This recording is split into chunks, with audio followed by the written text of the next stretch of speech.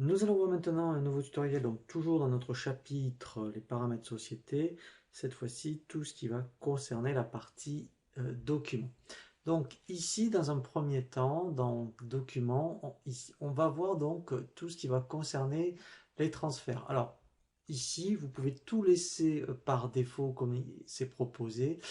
Pourquoi? C'est par exemple ici, lorsqu'on transfère un devis en commande par exemple, eh bien automatiquement, il va vous ouvrir le document. Ici, voilà, si vous voulez qu'il vous l'ouvre, il suffit de le cocher. Mais sachant que, en fait, après, il le fait également. Donc ça, c'est intéressant, c'est quand on fait des regroupements de documents, par exemple plusieurs BL sur une facture, plusieurs commandes sur un BL, on peut donc cocher, copier les lignes de texte. Et là, tout ce qui est livraison réception partielle, donc ça c'est intéressant, c'est aussi de recopier les éléments non livré ou non réceptionné. Comme ça, en fait, le client le verra sur donc, le BL ou le fournisseur sur les bons de réception. Ensuite, sur les documents de vente, voilà, donc là, on va voir toutes les options. Donc, dans les options générales, voilà, donc là, c'est coché par défaut. Donc là, je vous invite vraiment à le laisser tel quel. En fait, hein, c'est des messages de confort, hein, d'avertissement. Donc, c'est une sécurité. Ensuite, eh bien, alors là, ça dépendra. On verra quand on verra un tutoriel sur l'éco-contribution, si on doit l'inclure dans l'élément ou si on veut le faire ressortir. Donc là, on verra un tutoriel spécifique. Ici, ben, si vous n'aviez que du particulier, ben, vous pourrez cocher ici facturer TTC par exemple. Ici, c'est par rapport aux retenues de garantie. Donc là, il faudra faire attention parce que si vous n'utilisez pas, hein, il faudra les mettre à zéro parce que sinon, lui, il va effectivement, vous verrez, des fois, au niveau du net à payer, vous n'aurez pas le bon net, hein. Donc, si vous ne l'utilisez pas, alors nous, c'est ce qu'on va faire. Dans un premier temps, à la rigueur, on va le mettre à zéro. Et quand on verra un tutoriel sur les retenues de garantie, on reviendra dessus. Ici, c'est par rapport à tout ce qui est facture d'acompte. Donc là, à vous de voir si vous appliquez la TVA ou pas sur donc les factures d'acompte. Donc là, c'est pour le transfert donc des livraisons partielles, hein, puisqu'il est capable de générer donc tout ce qui s'appelle donc les BL partiels ou les bons de réception partiels. Voilà, donc là en fait, on laisse tout par défaut. Donc là, c'était pour les documents de vente. Ensuite, on a par rapport à la validation, donc là, je vous invite à laisser par défaut. Alors après, ce qui est très important, c'est les devis.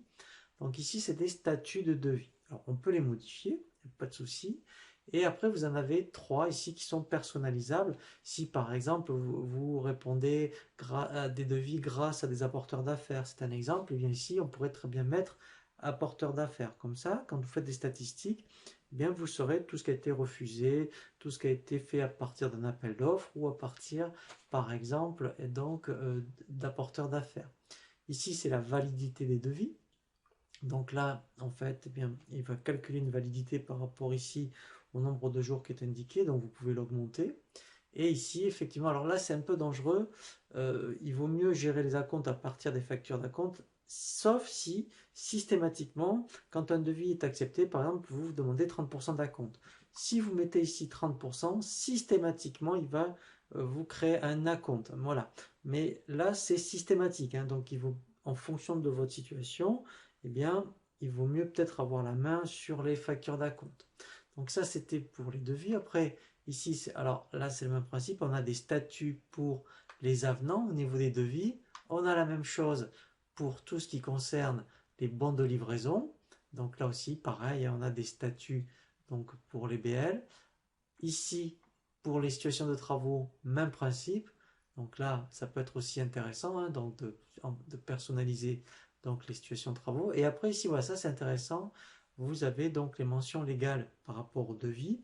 Donc quand vous voulez vraiment rajouter quelque chose, il faut le venir ici. Et lui le mettra automatiquement dans les devis. Et vous avez le même principe pour les factures. Ça apparaîtra automatiquement en pied de page. Ensuite, ici, c'est pour les gestions d'encours.